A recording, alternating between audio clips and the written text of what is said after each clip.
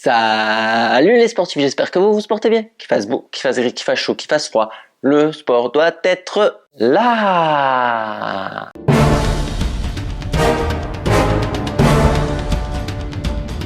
Speedgoat 5 de chez Hoka.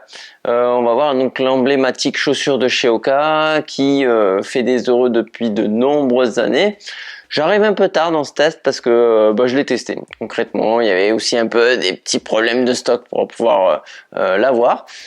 Cette vidéo est non sponsorisée, donc c'est Hoka qui m'a prêté les chaussures pour pouvoir les tester et ça me permet d'avoir un avis tout à fait objectif sur celle-ci. On va démarrer par sa tige. Sa tige a été revue par rapport aux anciennes versions. Si tu regardes cette vidéo parce que tu avais des Speedgoat, là ils ont un petit peu changé le style de la tige. On est en double paroi et on est très souple, très dynamique sur cette tige. C'est la première chose que j'ai appréciée quand j'ai enfilé le pied dans la chaussure.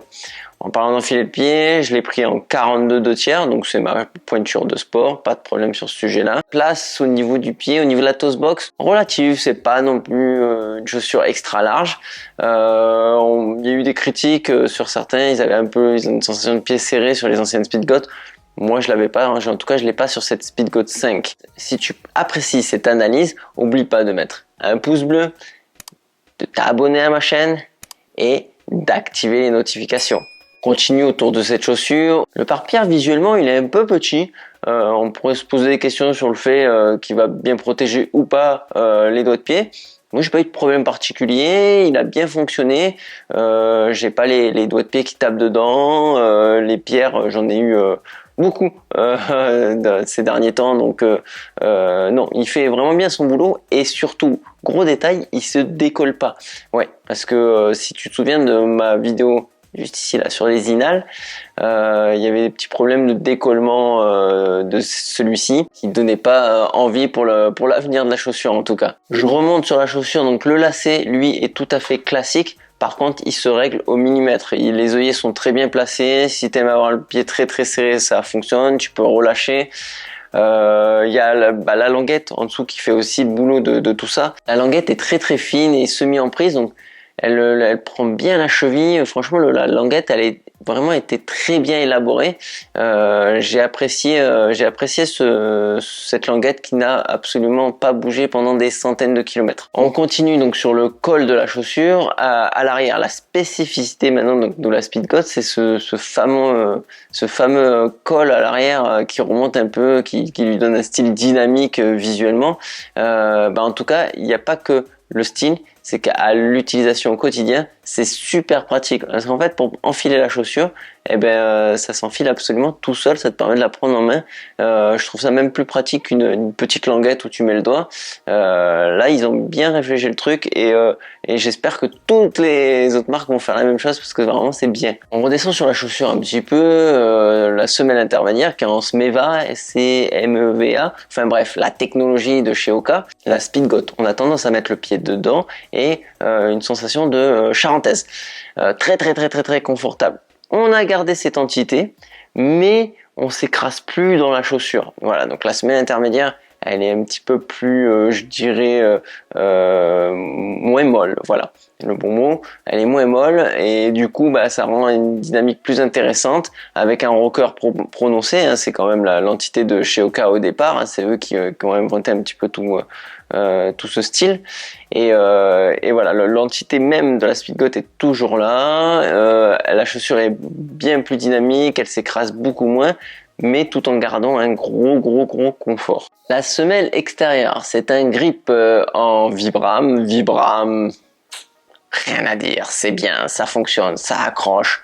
Vibram Mega Grip, 5 mm d'épaisseur pour les crampons, donc super intéressant au niveau de l'accroche. Il y a un peu moins de rainurage dans la semelle, donc sur le temps là, moi le perso elle s'est pas cassé, même si j'ai fait plusieurs centaines de kilomètres avec.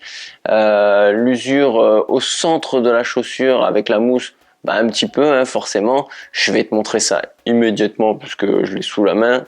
Donc voilà, au milieu de la chaussure, ça s'use un peu, rien d'extraordinaire. Et par contre, la chaussure est bien entière et il n'y a aucun craquement ou déchirement comme on a pu voir et constater sur d'anciennes Speedgoat. Donc là, ils ont vraiment travaillé la durabilité de la chaussure et ça, c'est top. Au niveau de la semelle de propreté, rien à dire, elle est assez classique, il y a un petit peu d'amorti dessus, mais rien d'extraordinaire. Tu vas pouvoir mettre tes semelles ortho si tu en as. Cette paire de chaussures coûte 150 €, on est sur une fourchette relativement moyenne, elle pèse 280 grammes. Quand tu la prends en main, elle semble légère. Quand tu la regardes visuellement, bon, un peu moins, même s'ils ont fait un style racé. Le drop est de 4 mm, donc avec un stack à l'avant de 32 et un stack à l'arrière de 28. Et voilà pour les chiffres. Conclusion de cette Speedgoat 5 Hoka. Alors, que te dire? Que c'est la chaussure de l'année 2022? Peut-être pour toi. Moi, franchement, je l'apprécie particulièrement, même s'il y a quelques axes encore d'amélioration à faire sur cette chaussure. Mais en tout cas, pour la longue distance, je suis conquis.